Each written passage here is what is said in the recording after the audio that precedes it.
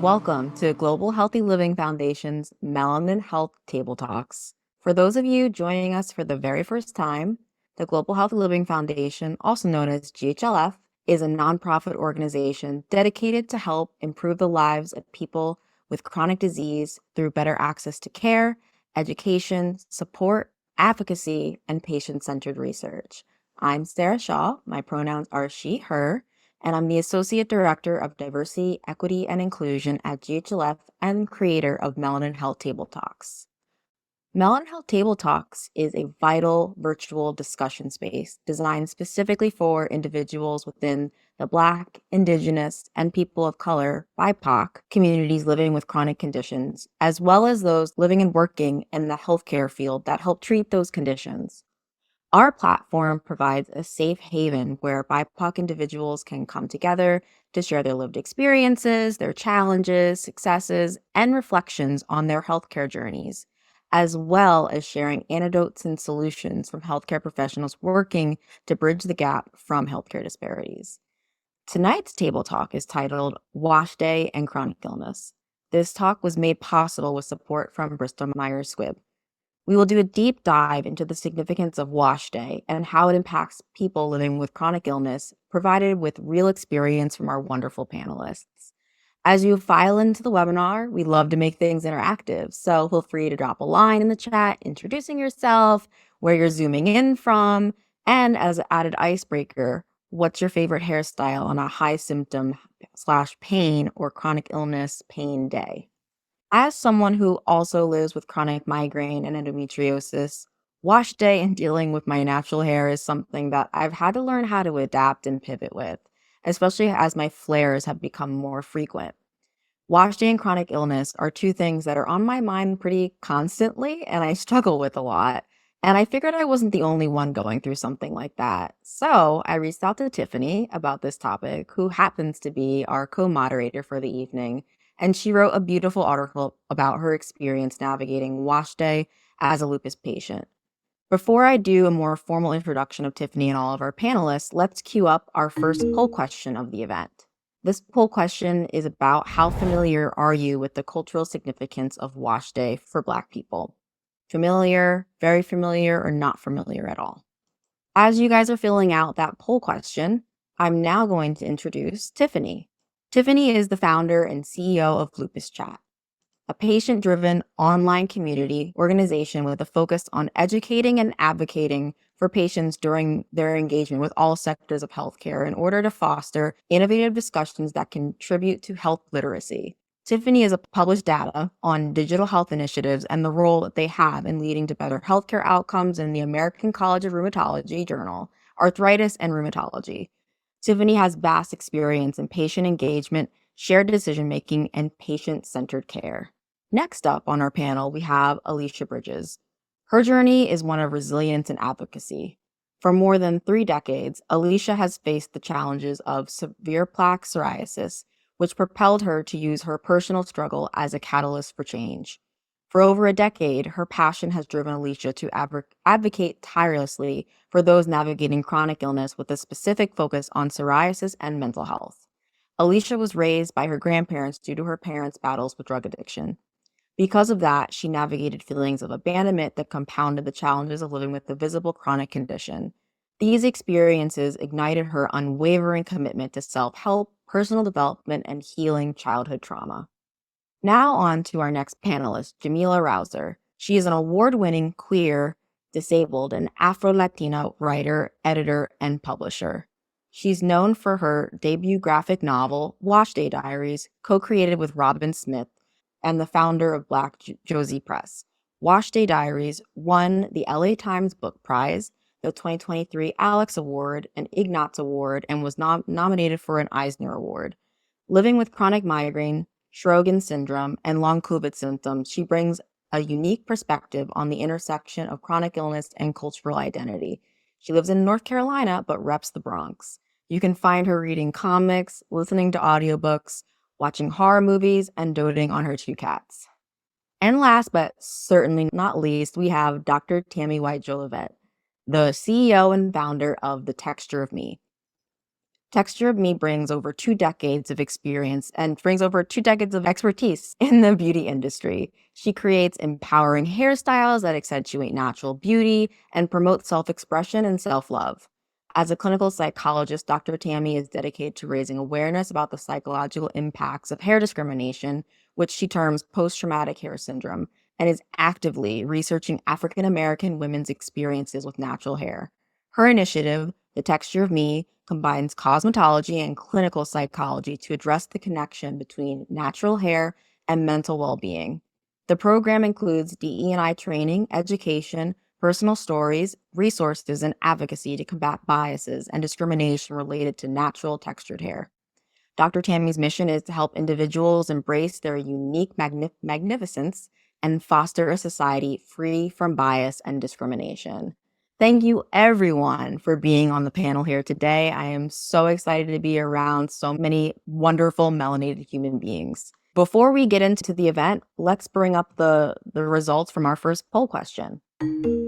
It looks like 78% of you are very familiar with the cultural significance of Wash Day for Black women, and 22% of you are somewhat familiar. I hope that by being in this webinar, for those of you who are not familiar, that you learned something and you're able to do some things to kind of make your Wash Day experience better. Now, one more poll question as we queue up the next part. So the second poll question is, what aspect of Wash Day do you find most beneficial for your mental well-being? The ritual and routine, the self-care and relaxation, the connection to cultural identity, or the final hairstyle and appearance? Now, while you're filling out that poll, I'm going to turn it over to Tiffany Peterson to go through her Wash Day ritual and her experience writing the article. Hey everyone. So as a Black woman who is also Afro-Latina, Wash Day is a ritual that I'm just learning to treasure each day. I feel personally that it connects me to my ancestors and the rich history of Black hair care. It's a special time for me to just honor my hair's unique texture and beauty and just embracing the creativity that allows me to express as I do different hairstyles. Wash Day for me is a time for self-care. It's a cultural expression and community. It's more than just a routine for me. It's a celebration of my heritage and my connection to my roots, whether it's like trying a new style, using natural hair products, or simply just taking the time to care for my hair. I personally feel that Wash Day is more like it's like an act of self-love. And it hasn't always been that way for me. It was definitely very frustrating because I didn't know how to take care of my natural hair when I first started growing my hair out. And I also found it difficult to find natural hair curl specialists in my location. So it's been a journey for me. But I will say that I've been doing so great on this journey with my hair and learning just how to care for it. A few months ago, I wrote an article for Creaky Joints, and it tells the story of my wash day experience, and it explores how I navigated that as a person living with lupus. I shared a lot of my favorite health aids. I use a lot of different tools to make wash day more accessible for me. Things like, having a shower stool, using products that have pumps so that way I don't have to like lift heavy things. All of those things have just been really helpful for me. So take a peek at the article. I think Sarah will drop it into the chat box later for you guys to see exactly what my wash day journey was like. Thank you, Tiffany. And I'll be sure to be on the lookout in the chat. I'm going to drop Tiffany's Wash Day and Chronic Illness article down in there. And even reading it after Tiffany, after you published it, I felt seen. And I also picked up some tips. I think I may go get a shower chair myself, and that was something that aids that, because Wash Day in general without a chronic illness is a lot, and then you sprinkle on the the chronic illness ailments, whether it's lupus, chronic migraine, all these other things. It definitely, I've had to pivot in how I navigate that. Before we get into more of the panel, can we see the poll results from the second poll? I'm curious what you guys said. So it looks like 43% of you find most beneficial the final hairstyle and appearance. I can relate to that too. hard work that goes into that and the love and frustration and the stress that goes into that. And then you come out and you're like, okay, this is what it was worth for. This is what it was worth for. And then second runner up is the self-care and relaxation. I've had to learn about the self-care because when I first started, I would be, cursing my hair and why are you so tangled and why is this taking so long? And then really just, going back to my roots and figuring like caring for my hair as someone with chronic migraine, I'm very sensitive in the scalp area a lot. And so, but I do have to say, I always feel better once everything is detangled and my hair doesn't hurt as much. I'm not saying that that doesn't get rid of my migraine, but it makes it a little better knowing that my hair is detangled. So thank you everyone for participating in that poll. Tiffany, let's get into our cultural significance of wash day section of the panel. Absolutely. So I feel like now that we've set the stage, with the cultural significance of Wash Day, I think we should kind of explore how that intersects with our mental wellness and overall well-being, in question one. So this question is for each of you. Could you describe the emotional and cultural importance of Wash Day, natural Black hair maintenance as it pertains to you as a Black woman, and how it contributes to your overall sense of identity, self-care, and mental health? Alicia, let's start with you. For me, it's definitely a matter of self care and pride, and it really signifies patience and exploration. I've been through a lot with like trying to figure out my hair and what makes me feel beautiful and comfortable. I remember starting off young, and my grandmother, she went the natural route, and then I started to wear weaves, and then I kind of retired from the weaves to like a more natural look, and now I have locks. So it's been an interesting journey, but I have really enjoyed just trying to figure myself out in this way when it comes to my hair and what makes me feel beautiful, and then also letting go some of those stereotypes and traditional beauty standards that have kind of had an influence on what I've felt comfortable wearing and doing with my hair. Jamila? So wash day has always been a memory with or I think of it in so many different ways because I've had a wash day kind of evolve or change throughout my life from when I was a kid. My mom would do my hair on Sundays. That was our wash day. She washed her hair, put it in rollers. She'd do my hair and I'd be watching HBO when I was way too young. And then, getting older and doing my own hair, getting perms and, things about that. And then eventually getting into having it natural and feeling comfortable having it natural. I feel like you can kind of chart how I was feeling about myself, my what I thought I felt good in or people would think I looked good in, and even like my connection with I wouldn't say my heritage because I've always been like super pro Black since I was young, but I think it was just another way to express that. Um, so yeah. I love that. It truly resonates with me, and I'm sure a lot of people feel similar. Dr. Tammy? Awesome. My personal journey is more of the discovery, just understanding my hair. And I think one of the key components is starting to love my hair that had me to love me. One of the things I have the privilege of is being a hairstylist. So I'm able to provide wash days for others, and key components are, really identifying what works best for people and supporting them. And then when it comes to wash day for me, mine is so routine. I got it down pat, but I will admit that, it's such a level of appreciation for my hair and appreciation for me. And it is a set time and ritual for myself because it is a level of self-care for myself. And like I said, I do love that I get the opportunity to also provide that for other people as well. Thank you so much for sharing. I feel like it can be really frustrating for a lot of people who have no experience with taking care of their natural hair. And I feel like a lot of times that it's sort of like a barrier. And a lot of people take some frustrations. And I really feel like it's so crucial for curl specialists like you to teach us how to nurture our hair and be able to replicate what happens in the salon at home.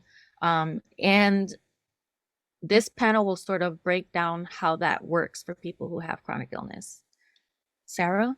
No, I loved everything that everybody was saying and sharing, and I think what made me resonate with not only what everyone else said, but Tiffany, your article, you mentioned that you didn't grow up being taught how to do wash day, and that really stuck with me. I'm adopted. I grew up in a white household, and whew, that was different. Curls were not seen as beautiful. They were cut off and keep very short hairstyles, and you had to straighten your hair in order to fit in. And for me, my natural hair journey really didn't begin until I was about to graduate college when I started to see a lot of really wonderful Black women around me embrace their natural hair and not get bullied for it. And I feel like growing up, I mean, the 90s, like, I don't want to say we're a different time, but being a mixed Black kid in a white school, people didn't know what to think about my hair. And so I grew up like not loving my hair. I grew up actually hating it and resenting it. And I found this beautiful relationship with my hair as I got older and saw other Black women rocking their natural hairstyle and being proud about it. And I just felt so inspired. And it's really full circle for me to be doing a panel like this with so many of you amazing people on this panel and talking about natural hair for something that I didn't grow up with. And now I get to do my wash day as much as I can, right? Because like as frequently, it takes a lot out of the hands and the joints and the brain and everything to do that. But definitely for me, um, it always made sense when I would go into the salon and they would wash my hair and I would just feel immediately relaxed, immediately like, oh, this is what I've been looking for my entire life. And I didn't I didn't do that to myself when I would be at home. And these last, I want to say I've been natural for about, I think 10 years now.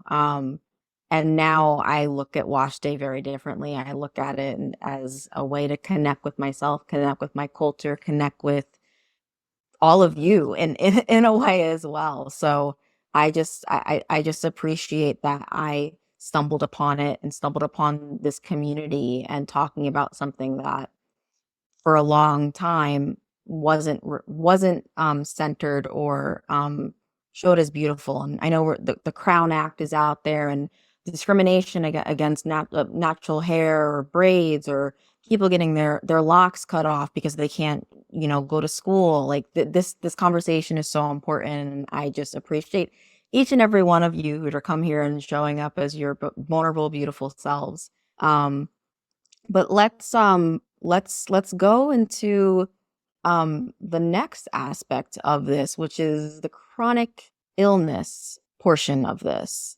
So we have a wide range of people living with chronic illnesses on this panel. I know we have lupus to chronic migraine. And I would be, I feel like I can't do this panel without talking about some healthcare disparities and some statistics. So just some fun facts. Well, not fun, just some facts that I wanted to share with you all who are attending the panel and just some food for thought to think about. Skin conditions like psoriasis often go undiagnosed and untreated in communities of color. There's a lot of people that are living with psoriasis right now that are being misdiagnosed or not treated correctly until much later on in life. I know at GHLF we work a lot with patients that are going through that, and we're trying to break those boundaries and have conversations with dermatologists and primary care doctors to make sure that people are getting treated sooner rather than later. As many as 1 in 250 Black Americans will develop lupus. We're working on a lot of different things in lupus right now to make sure people are getting diagnosed or getting on the right treatment, are telling their story, sharing their experiences. And when it comes to migraine, one of the statistics that kind of sticks out to me as like a migraine patient, 70% of white people with headaches are diagnosed with migraine compared to only 40% of Black people. And what that means for those who aren't familiar in the chronic migraine world is headaches are different than migraine. And oftentimes Black people will will only get diagnosed with it's just a headache. And what happens when that happens? Migraine is a neurological disease. It's not something that can be just treated with over-the-counter medication. And so our communities are falling behind. And so making sure that we talk about this awareness about the disparities that exist, making sure people are getting treated, educating primary care physicians and doctors about what migraine is and how it how it shows up in people. It's an invisible illness, just a lot of just like a lot of the other illnesses on the, of people on this panel. In a recent fibromyalgia study, Black women experienced significantly higher pain severity than their white counterparts. And we're talking about COVID and long COVID. Black and Hispanic people are more likely than their white counterparts to experience certain symptoms associated with long COVID. And given all of these facts, I want to turn it over to Alicia and Jamila to share about their patient journey and what that's been like as a Black person living with a chronic illness. Let's start with Alicia. Why don't you go through what that's been like for you? So, living with psoriasis, especially having it in my scalp, has been really challenging for a few different reasons. One, growing up in the 90s, you had like this cultural expectation to have straight hair. So I ended up getting a lot of relaxers. Well, because I had psoriasis in my scalp, which leaves like patchy, inflamed skin, I would get the relaxers and it would burn my scalp so bad. I remember my scalp being burnt to the point where my hair would stick to my psoriasis plaques because the perm would burn the psoriasis plaques. And going through that because of this image that I wanted to portray or these thoughts that I thought like I have to have straight hair, which is so interesting because my grandmother was a beautician and very much okay with natural hair. Like I didn't grow up in a household where they were shunning curly, kinky hair, but influences outside of the home, such as my friends at school or what I saw on TV, I just felt like, okay, I have to straighten my hair. So that was a huge issue living with psoriasis and then trying to live up to that beauty standard. The other challenge is like when you get medicine from doctors. Like, for example, I was prescribed a shampoo for my scalp psoriasis. The shampoo required me to use it every single day. Well, as an African-American woman, I don't wash my hair every day. As a matter of fact, even the American Academy of Dermatologists suggests that Black people should only wash their hair once a week or every other week. So here we are. I have this standard where I should only be washing my hair once a week because more than that can damage it. But then I'm being prescribed medicine that requires me to use it every day. So there were several challenges of having psoriasis and with my hair. The other issue too was like, the dry skin gets caught up in the coils. So that became very frustrating and challenging. You get the new growth and it's hard to, scratch that dead skin up and get it out your hair all the way. So I faced many challenges with having psoriasis and natural hair. Thank you for sharing that, Alicia. I think back to my perm days and how painful it was for me to sit there and as it burned. And I appreciate your perspective as a psoriasis patient saying about how it was probably doubled or twice or three times more painful. Like I remember being like, "Stop, get it off my head, get it off my head. I can't sit in this chair anymore." And it's yeah, it's a lot to go through, and I appreciate you bringing up the regularity of washing our hair as Black women, and the fact that the Academy of Dermatology, put out findings that, hey, this is what it should be for Black women, and then the shampoo not aligning with that. And I think it just more and more representation needs to happen. I know, like for me, there needs to be more diversity in the dermatology field. We need Black women, Black men to be there to help diagnose conditions or to talk about that cultural competency about knowing that, okay, if you are washing your hair with this shampoo, I understand that it is not an everyday thing because that can damage our curls and our kinks even more. So I appreciate you sharing that. Jamila, what about you? Can you talk about your experience? Yeah, so mine will be less about my hair related to my experience since it's not connected too much with my journey through this United States healthcare system. But it's been awful.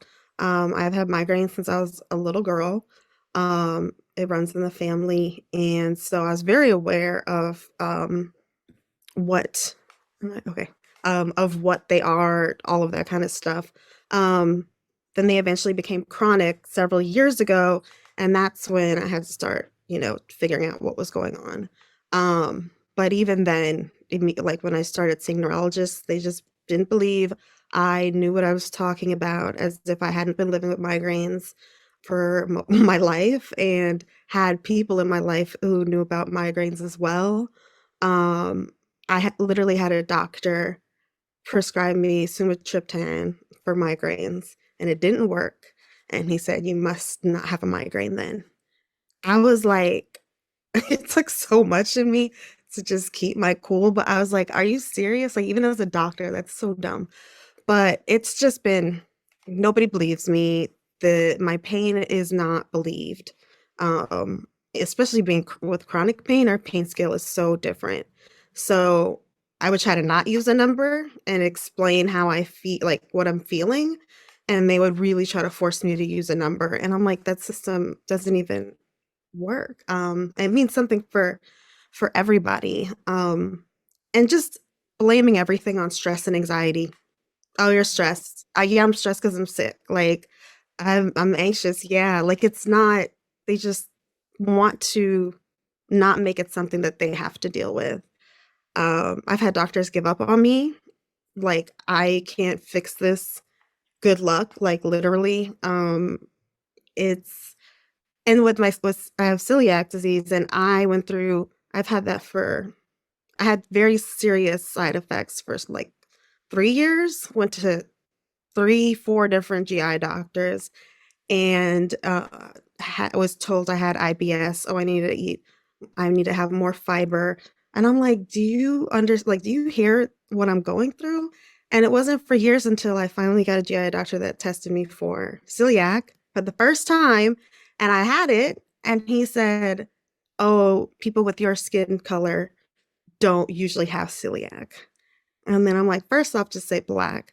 Second, like, well, can you explain that? What does that mean? And then, is that why the other doctors never tested me for this? Like, it was a simple blood test. So, in the beginning. So yeah, it's just it's stressful in itself, and being a black woman in this country, there's just all these other stressors that we have. So like fighting for our own body in so many different ways is just like another level of exhaustion.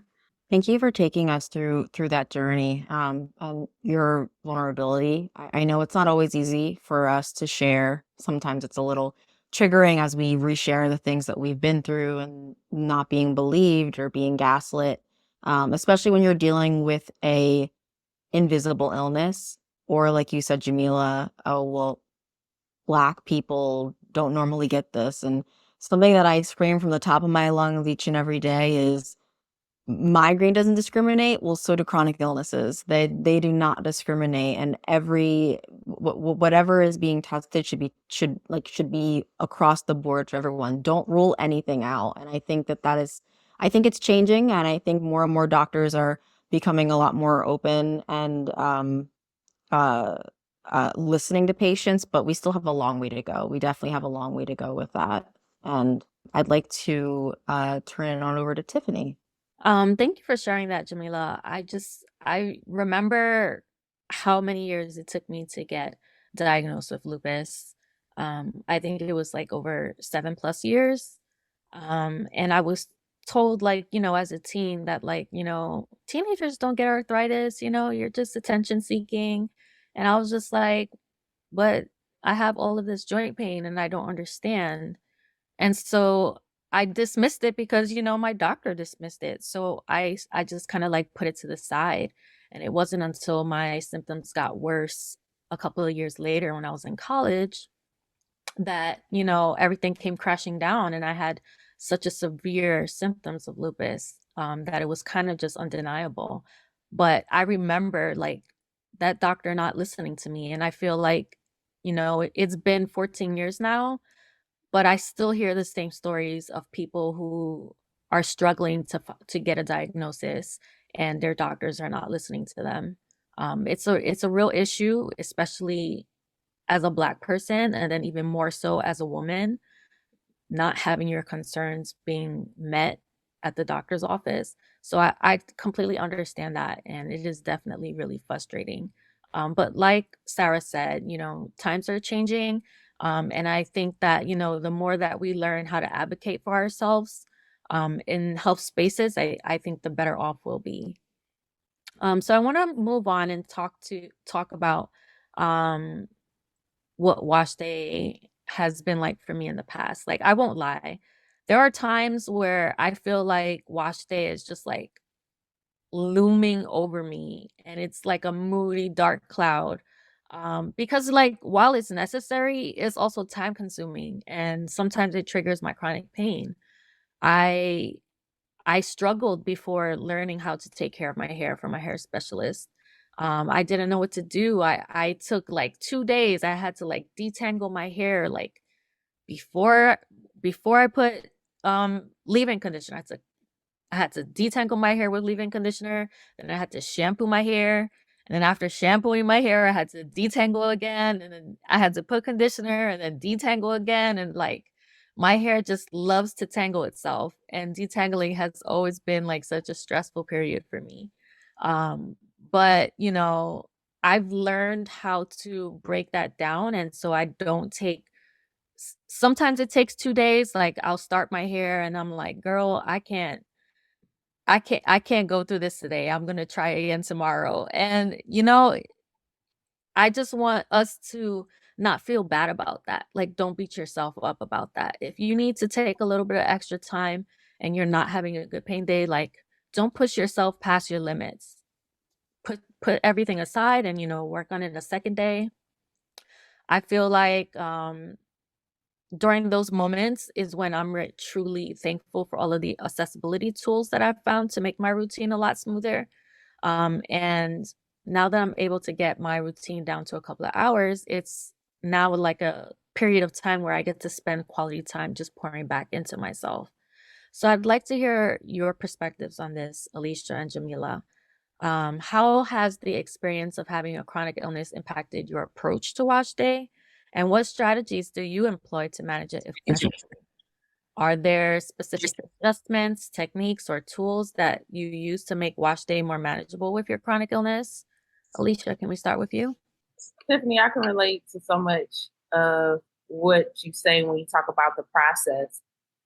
Because I remember growing up and it literally being an all day process for my hair. It's like first my grandmother would sit me down and she would get olive oil and she would put it all through my scalp. And then she would take a little rat tooth comb and she would gently scrape up the plaques. And I had a lot of plaques on my scalp. And so that would take hours. And then she would have to comb all the dead skin out.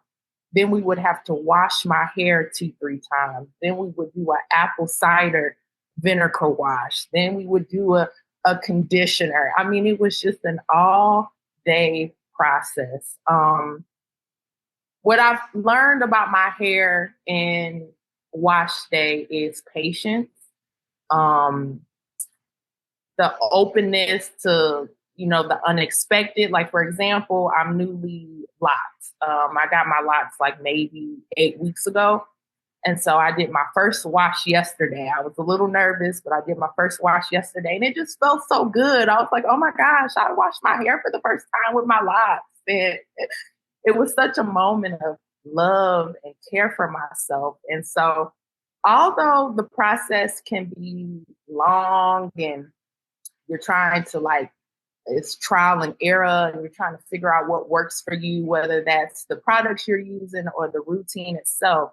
I just see it as another way to show myself love, care, and appreciation, because so many of us who have chronic illnesses have struggled with showing that to ourselves. So I use my hair as an extension of that, to just be patient with myself and just embrace what it is that I'm working with. So that's what it means to me. I absolutely love that, and it resonates with me so much. I know that it can take so long to get your hair done. Back when I was younger, my mother would take me to the Dominican salon, and you know, the perm came out every single time, and I I can't even tell you how young I was when I had my first perm. Like, I was so young, and it was something that was just routine for me. So I thought, like, that's what I'm supposed to do to take care of my hair. And it wasn't until after I was diagnosed with lupus that my scalp couldn't tolerate the perms anymore. And I had so much hair loss, like my edges were coming out. I was like, as a Black woman, you can't take my edges from me. like, like definitely not, you know? So, I ended up like shaving all my hair off and just starting over.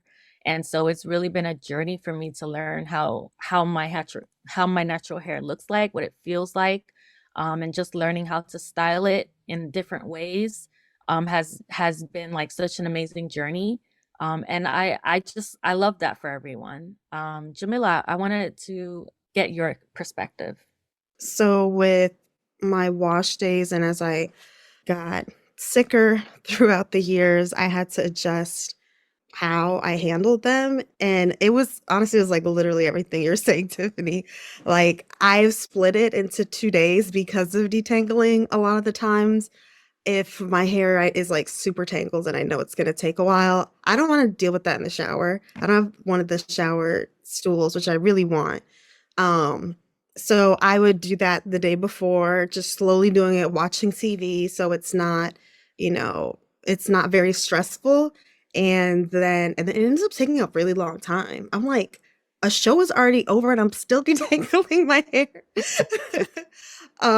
But then I go into the shower and I'm like, oh, this is so easy. I love it. That has been a big change because detangling is one of the things that takes the most energy, um, like ends up causing a lot of the pain is with the holding my arms up, um, and all that kind of stuff. So once I figured out a better way to deal with that, that helped a lot. And I think finding conditioners and products that have a lot of slip, so it's easier for me to detangle, just trying to make everything as easy as possible. But then I also had to start thinking, okay, what am I doing for the rest of the day? Because wash my wash day is going to take a lot of my energy. So if I have an important thing that has to happen later, I need to reconsider how my day is going to be planned because I will end up doing my hair and then I'm done for the day. That's it. I can't do anything else. So like that happens a lot. I have to plan it without it like yeah, it takes a lot more time and thought than it used to. And I have celiac and I would have to read, although like it's not absorbing into my skin, but there are products that have gluten in it. So I'd have to start reading the labels for that to make sure like things don't accidentally get in my mouth or something. So it's just so many more things to pay attention to. But I think because I go through so much pain, um, when I'm doing my hair and detangling it in ways that reduce the physical pain I'm having, I can just focus more on the ritual and it's so meditative. And it's like probably the time in the week that I touch my hair the most. And so I'm really just like having like a moment with my hair. Um, so so yeah. And also how I decide to style my hair is like I will just throw it in some braids and wear head wraps for the whole week. Like if I don't want to do it, that's it. Like I will switch up what I decided to do real quick if I just don't feel like it and just be okay with that kind of change. I love that. For me, I think it's the two-strand twist. I haven't nailed down how to do a proper wash and go yet. That's like that's like the goal I'm trying to reach. I want to learn how to do a proper wash and go, but I know it's going to take time and it's going to take practice. For me, I feel like two strand twist is a little bit simpler, and I feel like you get two hairstyles for the price of one. You know, you can rock your twist for a while, and then after a couple days, you untwist and you're rocking a twist out. And so I feel like that has been like one of the best hairstyles for me. And being able to like have my hair looking amazing and feeling good about how it looks. And not having to worry about like, okay, I have to do my hair every 3 days or every 5 days. Having a hairstyle that you can sort of stretch over a long period is just such a really good thing for people who have chronic illness. Sarah, I know you wanted to switch over and do a poll. Yeah. As I queue up the next poll about specific challenges with hair care due to chronic illness, which I know personally I've experienced, and we heard Jamila's and Alicia's and Tiffany's challenges with that. While you guys are filling out that poll, I was just reflecting on everything that all of you were saying and thinking about my own journey and thinking about um definitely need to like washed it like I have to do that on a day, like Jamila was saying, where I cannot do anything else because it is a 1, 2, 3 day process sometimes. Something that I've learned a lot of things throughout this pandemic, but one of the things that I will take as a gift that was given to me was I was working in person, and every single day I was washing my hair and going to work and washing my hair and going to work and washing my hair and going to work. I don't know how I did that with chronic migraine. It made it worse. Um, but when we went my old job, when we went fully remote, the amount of relief that kind of came over me that I didn't have to do my hair every single day, and it was in a all white organization, and I didn't have to worry about that. And then that's when I started to really love the wash day routine. And that's actually when my partner started to help me with my wash day routine, right? Like I would do all the detangling, do all of that, and I would just leave it. And she's like, "Let me put it in a protective style for you." And I'm like, "No, no, no." And I'm like, it's okay. And I would try and do it myself, and just it was too much. My hands and joints just became so like stiff, and she's like, "Just let me do this for you." And so for me, one of my accessibility items is my partner. Like I will detangle my hair and she will sit there. We put on a show and she'll do my two strand twists for me. And that really, I don't know, like something happened in 2020 where I really embraced that portion of wash day of doing detangling my hair, my partner doing my twist, because some days I couldn't do it. The pain in my head was just too much, or fatigue from the shower. I get really overheated while I'm in the shower and I'm just too tired. And so that was a challenge, and I'm so grateful for my partner to do that. But as I'm reflecting on all of this, Dr. Tammy, like I want to hear what like you have to say as you're hearing like all of these different experiences of people living with chronic illness, and you as a expert really in diverse hairstyles, you play such an important role in the wash routine for Black women. Like, I know I would get so excited when I was younger. My dad would take me to my Black hairstylist, and I'd be like, yes, like this is the day I know they're going to take good care of my hair and they're just going to do that. Like, thinking about the topic of chronic illness and the clients that you encounter, how do you approach sessions for them who are living a chronic illness? How can clients maybe approach you or approach other hairstylists about what their needs and limitations are to ensure that they're getting their hair taken care of? Thank you so much for asking that, Sarah. Really, it all goes into the consultation, right? When my clients come in, I sit down and talk to them face to face and really find out what the hair journey is, what they're dealing with, and the lifestyle that they have, to determine either what type of service I'm going to give them. And because what's important in that, if I create something that they're not able to create for themselves, that's an impact on them. And if it's too much work, then how are they going to replicate after what I've done to their hair? And then even to a point where the products that I'm using on the hair. I had a client, just as Jamila said, that she was allergic to gluten. And it was funny because as I'm, putting the product on her hair, and it was like the finishing touch that I had a spray I was about to put on. And it was just, my concern was, okay, looking at the products and making sure they tailored to her, and that's the key thing. I think as a hairstylist, it's important to cater to each individual client because, one of the things about curly hair, texture hair, it's not cookie cutter. And that's the thing that I think is missing in the industry. Everybody think it's the same. And so with a thorough consultation, it's really important to listen to what the client is dealing with. Just as Alicia said about the psoriasis, when I see that on a client's scalp and I'm noticing, and they don't even notice that it's there. To them, it's just a dry scalp. I'm like, have you noticed this? And I'll make sure to clarify, what it is that I'm seeing and really have a thorough consultation. So I'll say, you may want to see a dermatologist for this. But it's because hair is not hair, and then it is, right? Where our hair says a lot about how we're impacted by a lot of things, if that makes sense. Our hair and our scalps, right? It's another expression of who we are. And so when I go back to the consultation, I'm so key about the consultation. It's like, what do they need? How can I support them?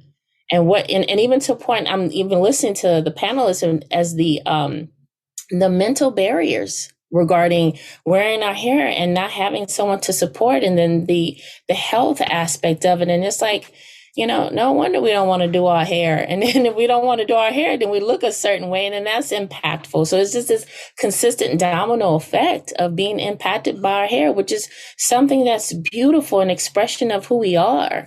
So that's the key thing that I do, Sarah, in regards to supporting people. And I feel like that's the key thing as hairstylists, is supporting people when they come in, talk to them.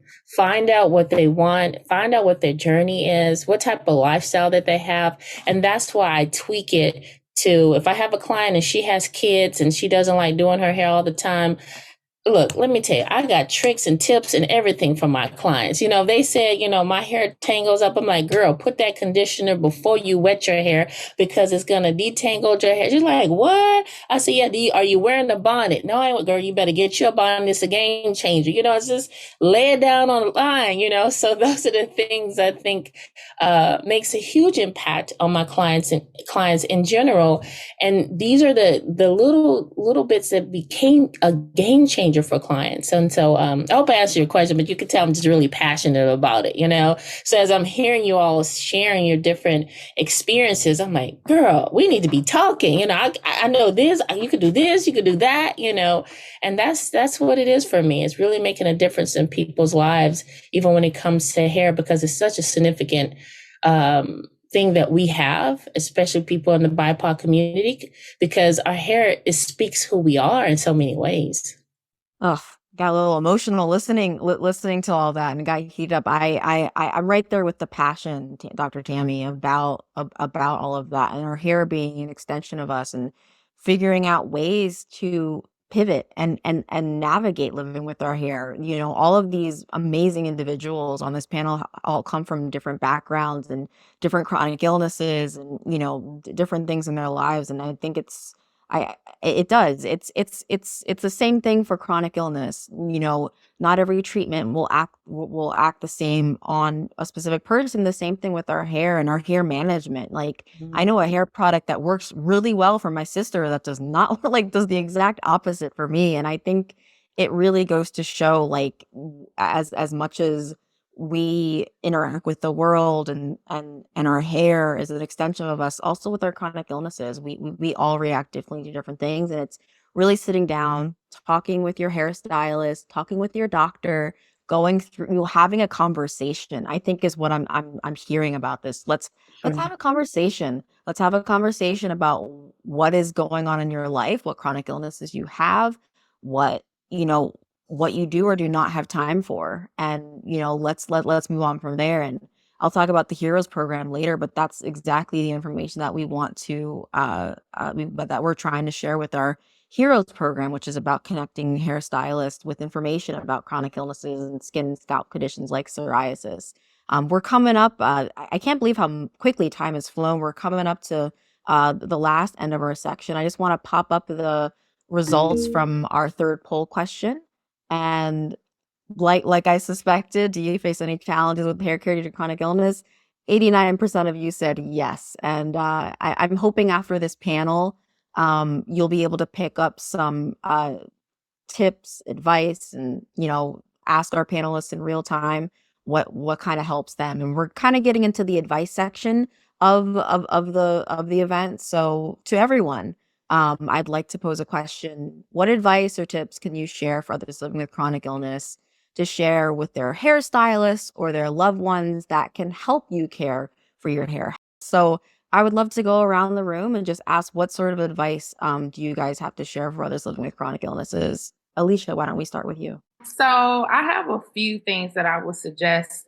One, I would say be transparent with the person who's doing your hair as well as your doctor. Tell them about your challenges. If your doctor is trying to prescribe something to you that requires you to use it every day, like be transparent about that and say, hey, because of my hair, I am unable to do that. What solutions can we come up with that are going to be effective but also maintain the health of my hair? So being transparent, being willing to educate. Sometimes it can seem like a burden, but when you understand your condition, you are the best source to relaying that information to other people. So being willing to educate your doctor about your hair texture. Sure, they're the doctor. They have a lot of knowledge about the disease, but they may not necessarily have the knowledge about how the disease specifically affects your curly natural hair. So be willing to educate. That also means be willing to educate your hairstylist. If there was mentions earlier about products having gluten, like keeping a record of that kind of stuff so that you can share that with your beautician so that they can give you the best products possible and to ensure that they don't give you products that are going to make your condition worse.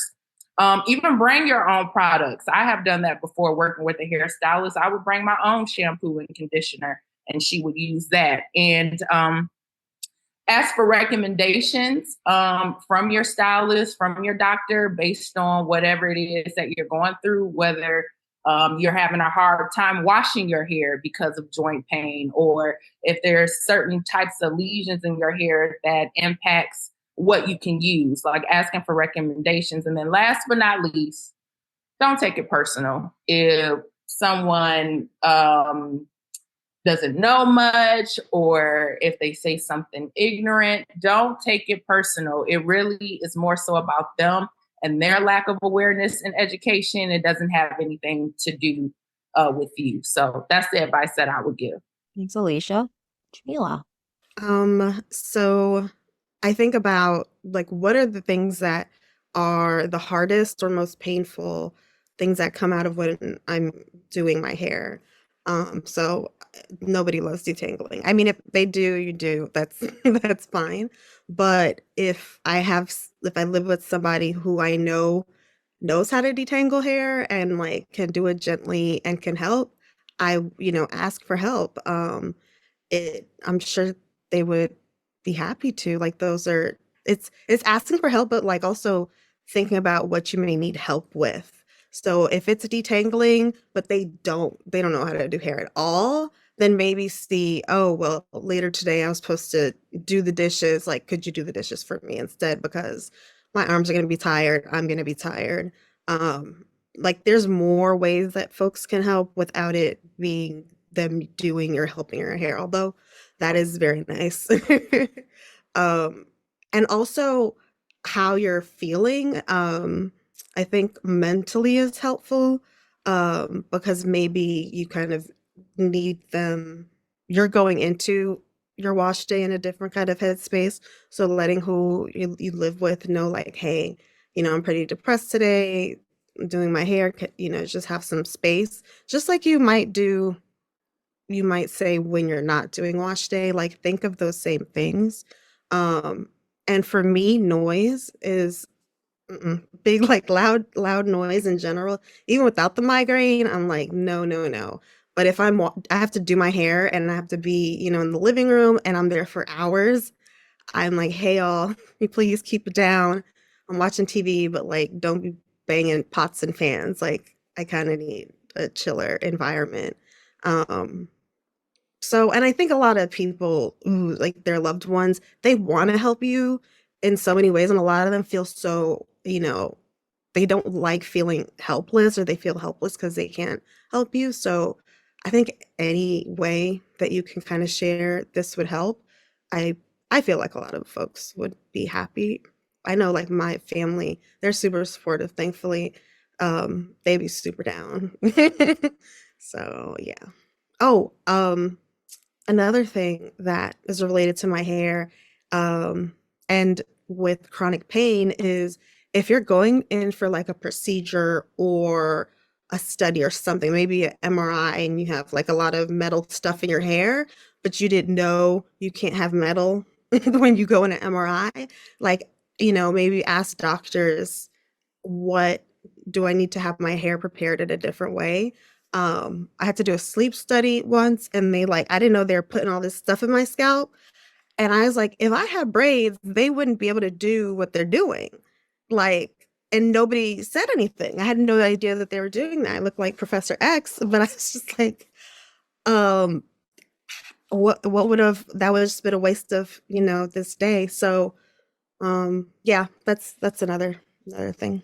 I'm so glad you brought that up, Jamila, about there was an article I read last year about, I think it was a Black woman who I think she created a mechanism to help with, it was either EKGs or MRI patients or something for Black hair. And I was like, yeah, this is what we need because we don't know because they have to put it on your scalp and stuff. I forget what it was. If I find it, I'll email it out to everybody. But that is such a good point. When you get a surgery, when you are going to an MRI machine, or a CAT scan machine, you can't have metal because that it will mess up the mechanism. And so having that information explain to patients, or even if you have to be the one to bring it up, to say, hey, I, have tracks in, or I, have hair jewelry or things like that. That's really important to know. And what are ways that we can work together to make sure that the procedure goes as well as possible. Like for me, when I had my endometriosis surgery a few years ago, I went and got braids because I just knew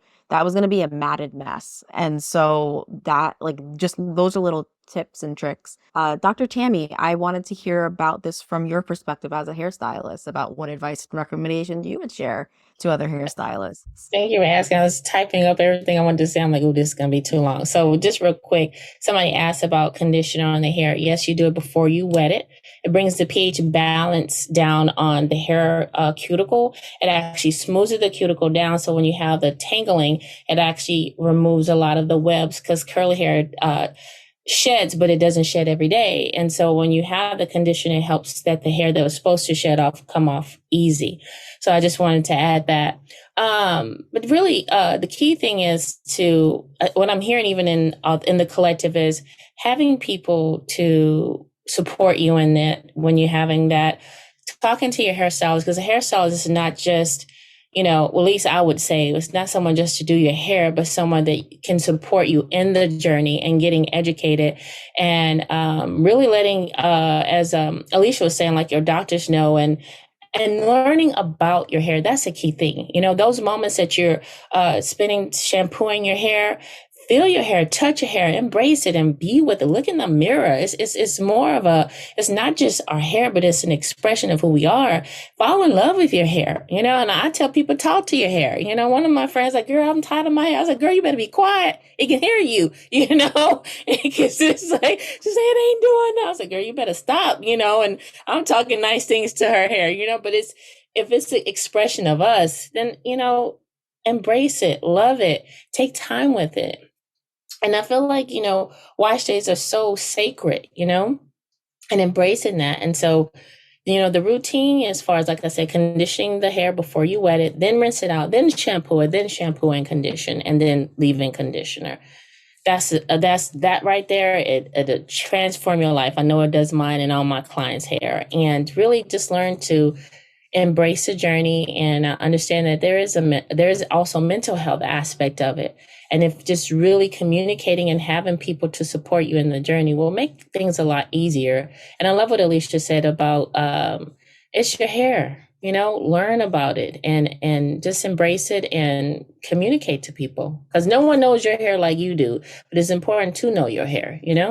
That is so true. That is so true. Tiffany, why don't I think we have our last question of the night for the panelists. Thank you for sharing those tips. I just feel like they're going to be so helpful for everyone who's been watching today. For our last question, we're just sort of going to be focusing on encouragement for those with similar challenges about wash day. So this question is for each of you. What advice or encouragement would you offer to others who may be facing similar challenges and seeking ways to embrace their own wash day rituals and hair maintenance alongside their chronic illnesses? Alicia, can we start with you?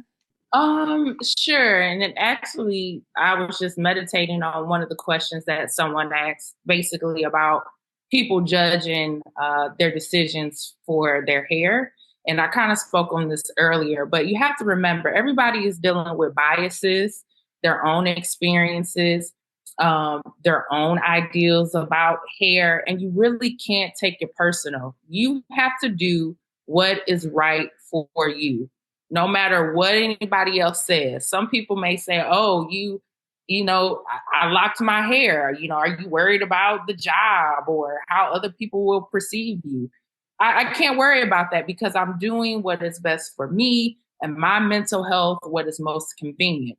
I would also say connecting with others who have similar hair types can be very effective because one, you'll realize that you're not alone in the challenges that you face with your hair.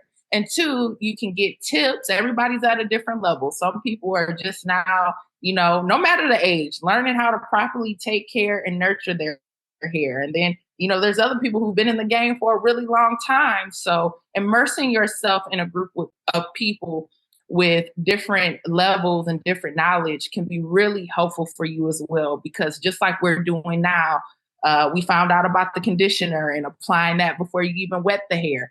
That is the type of energy you get when you immerse yourself with other people who have similar textured hair. So that's the advice that I would give. I absolutely love that. Jamila, how about you? Yeah, I think that's really great what Alicia was saying, because continuing to learn about your hair, I feel like it's never ending where you just stop. I've learned enough. I don't need to know any more tips. Like, no, there's always going to be a nice little hack that you never knew that could change your wash day routine. So I definitely love that. But I think about with chronic illness, I also have mental illnesses, anxiety, depression, that just to get out of bed, let alone have a wash day, is really, really hard. And um, I've known with depression and anxiety, like if I can just get in the shower, just do it. I know I don't want to, but just it'll be quick, it'll be fine. And then once that first step happens, you're like, oh, this is good. This isn't bad. This isn't as bad as I thought.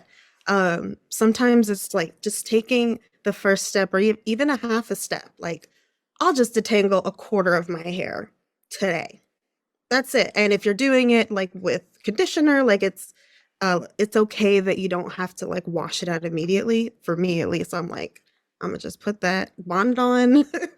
But I guess baby steps and just a step.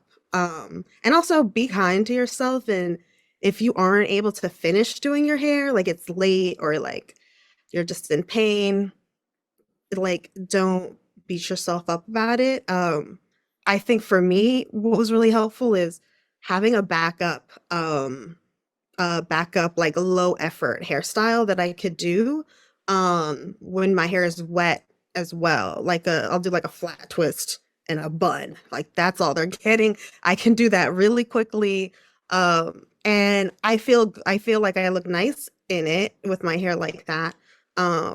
but it also didn't take me as long as it would have taken me if I wanted to do something else. So those are things that have helped me that I think would help others. That resonates with me so much. I kind of feel like there are a lot of times when I feel like I'm dreading wash day, and I hate that feeling. Like I want wash day to be something that, I look forward to. And I want it to be nurturing. Like I don't want to come into it with a negative mindset. So I try to put my Spotify playlist together. I have a great playlist, and my music is going, and I'm just like, okay, it's not so bad. It's not so bad. And I'm just moving through the steps, sitting on my shower stool, taking a break if I need to, sing a song or whatever. I really feel like making your environment what you need it to be in order to get through that process. I feel like that's really helpful. Dr. Tammy, did you want to share some encouragement that you wanted to offer for someone who's facing? Thank you for asking, Tiffany. Just, perfect like this, having a community, and, really acknowledge you, Tiffany, for having this conversation, because it's not a conversation that is normally had, and thank you all for being here and having that conversation of anything, like I said, community, and, also finding alternative routes with your hair. Like if I have a wash day and I'm not feeling to do my week shampoo, I know I'm gonna use a mousse to refresh it up. There's a refresher aspect of it. You know what I'm saying? Well, you don't have to do the wash day. So just having different levels of routine to support you when you are dealing with a chronic illness. And love it where Jamila says she'll just do the braids, because and she's good to go. This is what you're getting, and it's still beautiful, So yeah. And just that is the routine, and having compassion and love for yourself and the grace through it all, because dealing with the illness, it's something to deal with, and just loving on yourself, making sure to love on yourself more. That's such great advice. I haven't heard us talk about it before, but I also absolutely love a head wrap. Like if my hair is just not, it's not giving what I want it to give, I'm gonna throw that head wrap on. And I have some in like multiple different colors or whatever that go.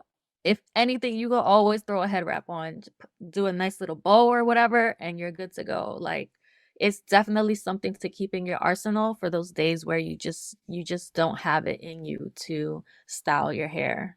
Oh my gosh. I was, if you were going to say it, Tiffany, I was going to say it. I'm like, some days you just don't have it in you. You're in pain, you're flaring. And I'm like, all right, this is going up in a scarf and I'm putting it up and that's it. And no one knows the wiser. We look good doing it. So like embrace it. If you don't have it in you, you don't have it in you. And you should not feel pressured to look or feel a certain way. You are you, your hair is you, at whatever stage and journey that it is in, just the same as your chronic illness is you. And you have good days and you have up and down days. I wanted to hand it over to the Q&A portion. I know Alicia kind of answered, we received a question about like how, balancing your conditions and wash day, and that they've received like a lot of judgment from other people. And Alicia, took us through like you are you, and try not to let that get to you. Like you can only kind of deal with, like, how to interact with your hair and your body and what you have the capabilities to do on that day. If it's putting up in cute little puffs or putting on a head wrap or a scarf or hey, your bonnet, like that, like whatever is going to help you at the end of the day, that doesn't impact those people. And I know I'm talking about this, and I also have a lot of privilege. Like I know there are some states in the US where discrimination still exists for having your hair a certain way. And we're going to keep fighting and doing things for the Crown Act.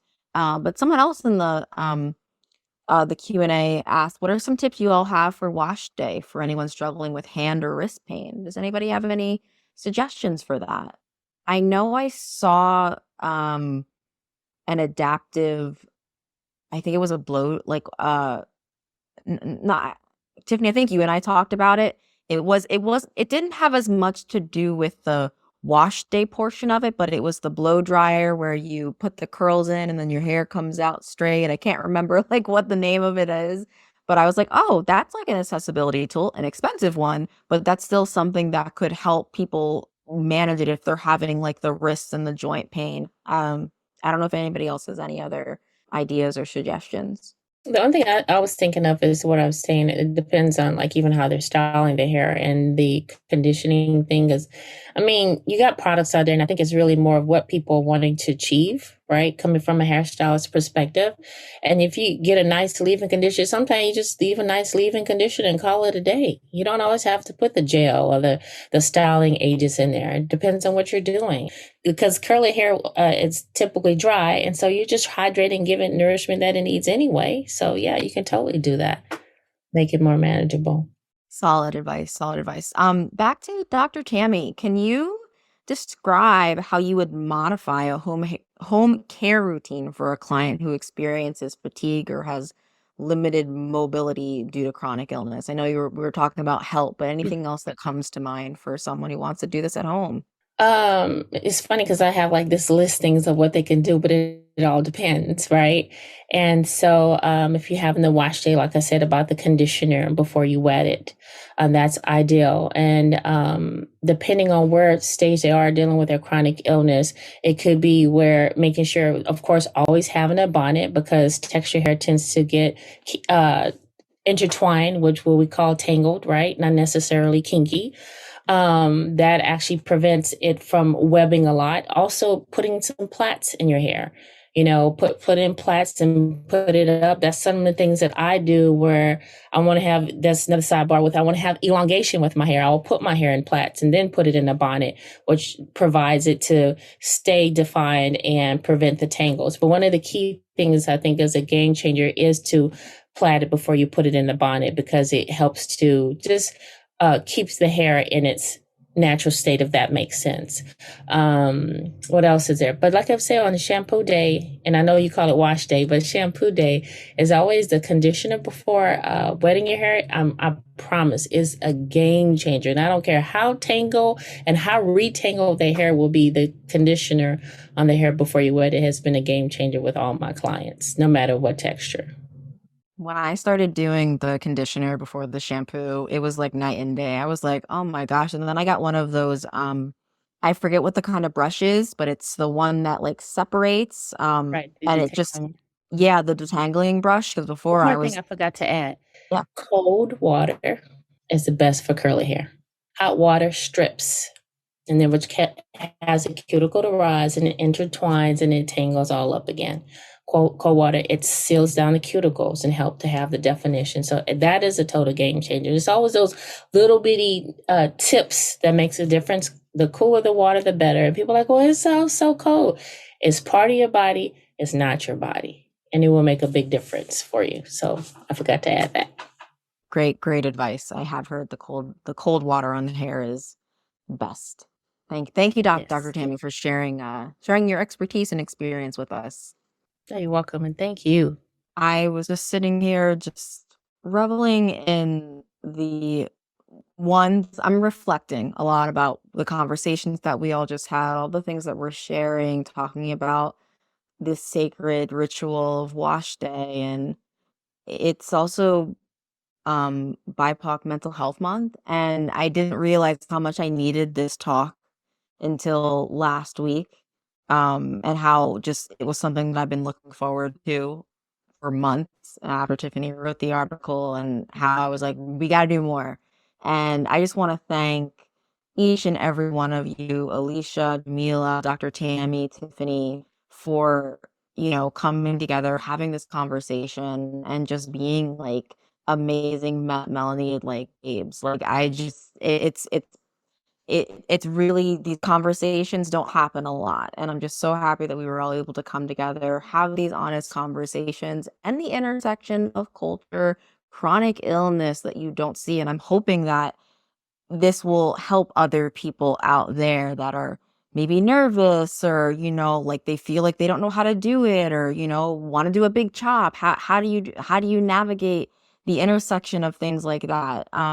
So just appreciate each and every one of you, and hashtag Black Lady Panel all day every day.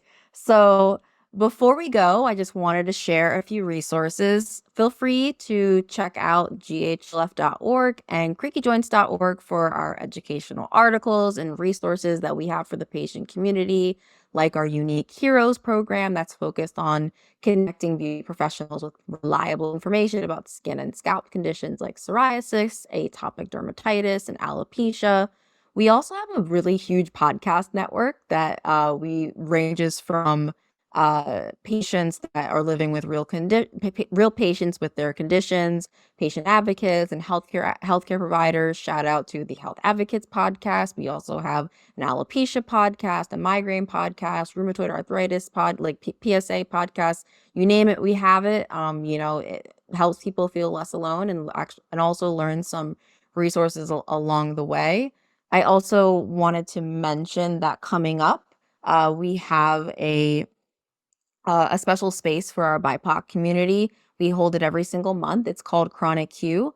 The next dates for the meetings are on tomorrow, Tuesday, July 30th from 12 p.m. to 1 p.m. or tomorrow, July 30th from 6:30 p.m. until 7:30 p.m. If you're not sure what Chronic Q is, hit me up. I'll let you know, but it's a global online community empowering melanated people living with chronic illness. We meet monthly. It provides a forum for discussing topics, possibly something like this, about chronic illness, culture, navigating the world as BIPOC patients. And it also provides just a supportive space to connect with others, to share and understand their racial and cultural experiences. So I'll drop the link in the chat so that you can go and sign up to receive emails if you're interested. So one more time, I'm just going to thank our panelists. Thank you all for sharing and being with us today. Thank you to our attendees for coming out, for engaging, for listening, and to the attendees. I hope to see you at upcoming Melanin Health Table Talks. Until next time, thank you, everyone.